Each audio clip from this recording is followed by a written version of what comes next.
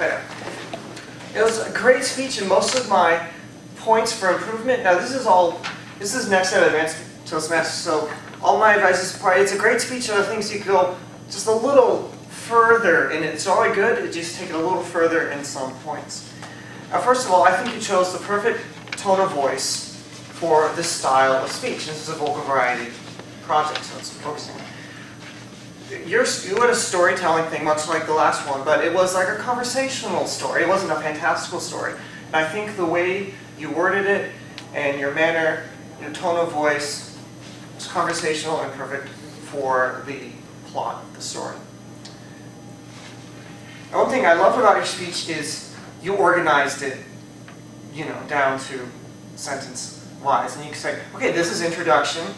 This is the main character's problem. Oh, here's a solution. Here's how he's trying to solve it. Uh-oh, this guy's not really J.D. Rockefeller right now, and then realize, oh wait, I didn't need him anyway. Moral of the story, and then conclusion, wrap it up. And so I followed it each bit, and so very easy to follow the story.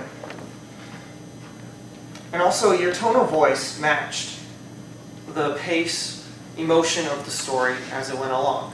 So this isn't a whiteboard, but generally stories, they don't just go like this, right? You go up and then let them down. You go a little higher and then let them down. Then your climax right up here, and then your conclusion let them down again. And I thought you had that perfectly in your story. Now he has a problem. Oh, he got a solution. And no, he has another problem. And then a solution. However, I think that you did very well in the beginning, I think, with that. I think at the climax, I think you could have made it more climactical in your voice. A little more excitement in the climax. Where he finds out he's not J.D. Rockefeller. Like that could create a lot more confusion for your character. Now, with vocal variety in characters, you had a narrator and, I believe, 3 different characters say something. Your narrator, of course, is you. And Nick was similar to you. I think that you did change your voice for the old man. I think you could have gone a little bit further in making a different voice for your old man. And at the very end, you had the nurse, run out in hysterics. And I think you just talked in your voice for her. I think if you, even though she has just like one line, you could have done a funny voice for her. Also, in a storytelling thing, I believe when you took the old man, or Nick, you talked like this, I believe, and then you turned and talked like this. I think you could have used the stage a bit more. I believe if you met him on a bench or something, you could like kind of situate here, and then another part of the story situated here, and keep consistent of where people are.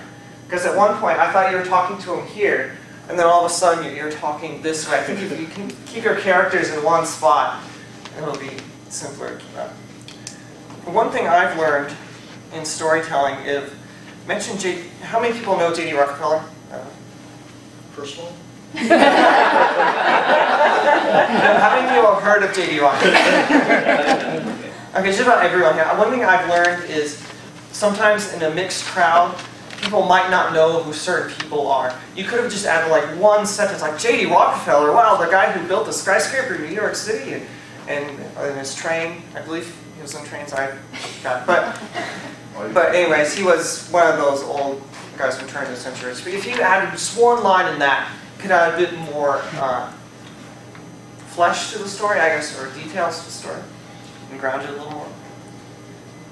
Also, organization, I think that there's a few plot points you could have inserted earlier. Like, we didn't know the amount of money it was until you mentioned the exacerbation later on. So there are a few things you could foreshadow maybe a little more. Overall, I thought it was a great speech, and everything was great. Just take a few things just a little bit further.